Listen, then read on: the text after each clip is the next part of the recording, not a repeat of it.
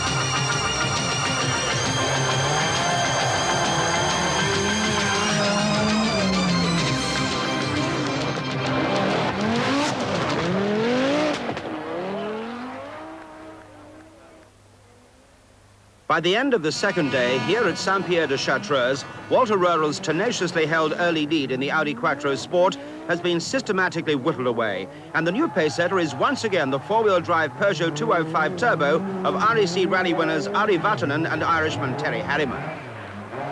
After some splendid driving on dry asphalt, Henry Toivolin's two-wheel drive Lancia is at an obvious disadvantage on this fresh snow. And his teammate Mickey Biasio has a similar problem and is being rapidly overhauled by the world champion Stig Blomqvist in another Audi Quattro.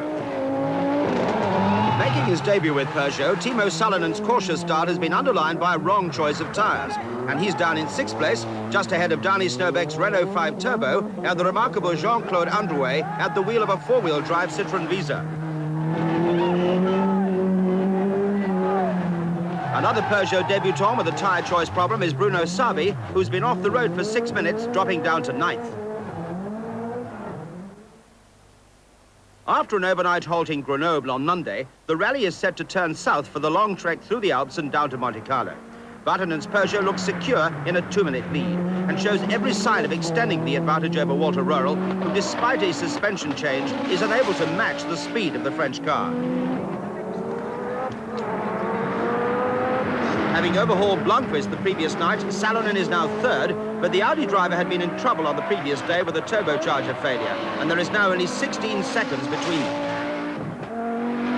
Toivolin's 5th place Lancia is spectacularly fast when the roads are dry, but Savi's Peugeot is now only 1 place behind.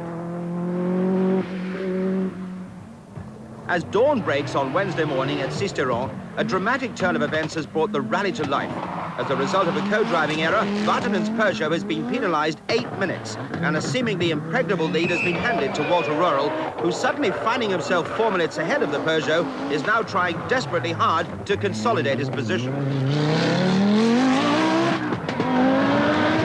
Determined Röhrl's masterful handling of the Audi makes a spectacular sight, but coolly composed Vatanen is equally determined to regain his lead and is about to embark on one of the most remarkable fightbacks in the history of modern rallying.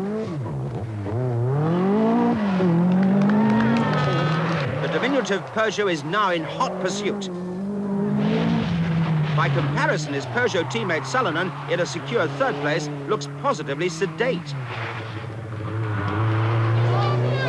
Eschewing the widely practiced rally technique of negotiating a hairpin, he even has time to indulge in the more traditional 3-point turn.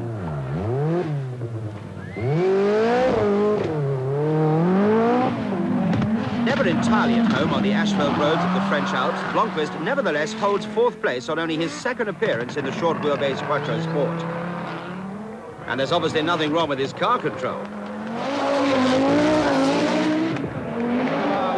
Having lost a lot of time on snow and ice at the summits of the cols, Toivonen in the Lancia is doing his best to make up for it on the dry sections at lower altitudes.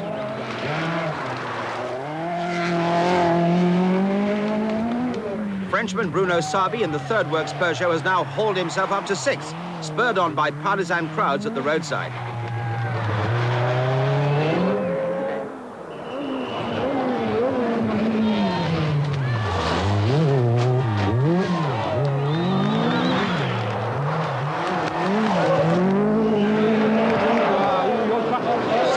practicing his three-point turns is Mickey Biassion in the second Lancia.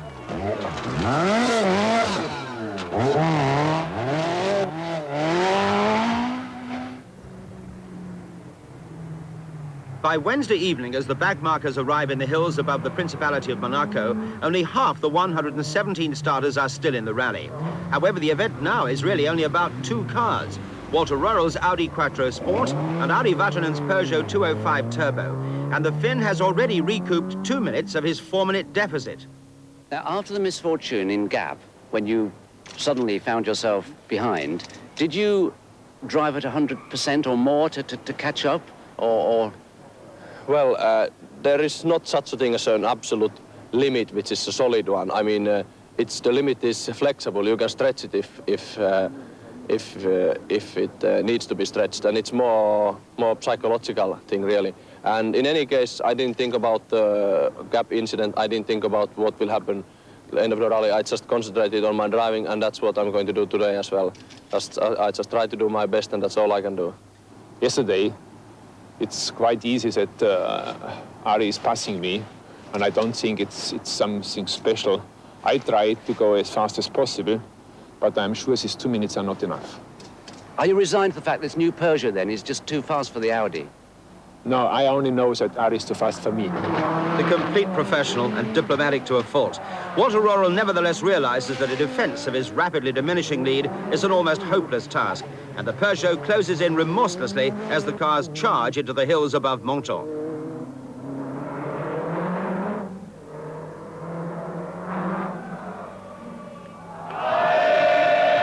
And at 2 o'clock in the morning, amid much revelry and celebration on the Col de Turini, this astonishing comeback is complete. Once again, Ari Vatanen and the Peugeot team lead the Monte Carlo rally, and even the great Walter Röhrl is powerless to stop them.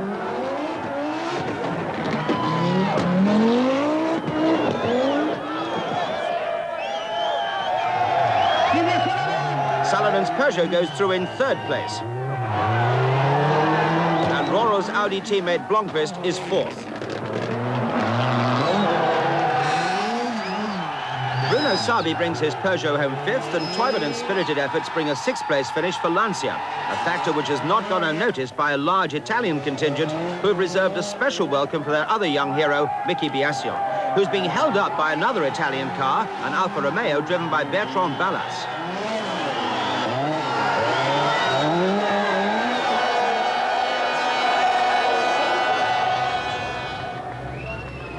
Down on the waterfront at Monte Carlo, the victory celebrations are in full swing. A